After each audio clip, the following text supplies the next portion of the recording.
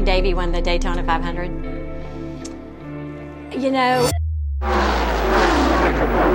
when the race was going on, there were a couple of things like the big wreck that happened. Boom! Into the wall, and the leaders are all in trouble here. And Davey's car kind of came sailing right through the center of the big pileup, and like cars were going everywhere, and he breezed through. Davey Allison slid by on the outside.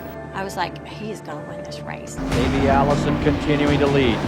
I had a double stroller. The kids were only 19 months apart, so I had them both in the double stroller, and I was pushing the stroller around the infield. And I kept looking up at the pylon to see where, where it was running, and as the laps were unfolding, I didn't want to be around anybody. I didn't want to talk about it. I didn't want anything to jinx it. Coming to the stripe, Morgan comes to the inside, and Davey Allison is going to win the Daytona 500. The one race that means the most. When we got to Victory Lane, it's just that sense of relief, for one thing. It's just that relief. That's like that win that every driver wants.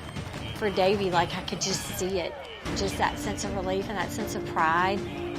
Just to have the kids in Victory Lane with us and his dad there, doing so much better. And it was like one of those moments where you felt like life is good.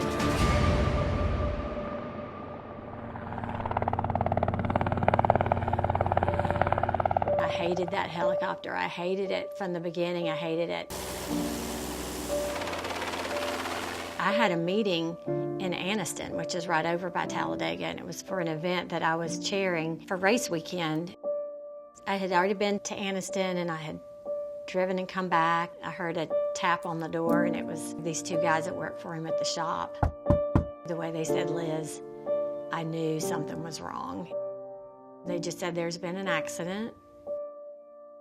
And they said, "We're going to Caraway," and I knew then we were in trouble. He was being brought in at the same time that we were going into the emergency room, so I saw him when he was coming in the door. It was hard to see him in that way. He was in very critical condition. Regarding Mr. Davey Allison, the chief surgeon, his words were, "He fought a good fight, but he's dead." he was pronounced dead at 7 a.m. Mr. Allison is survived by his wife, Liz, 2 children. The pain is as sharp and as real as it would ever be, and there's no way to take the pain away. There's even times now where it's been 25 years later where I still go, my God, that happened. Like, that really happened.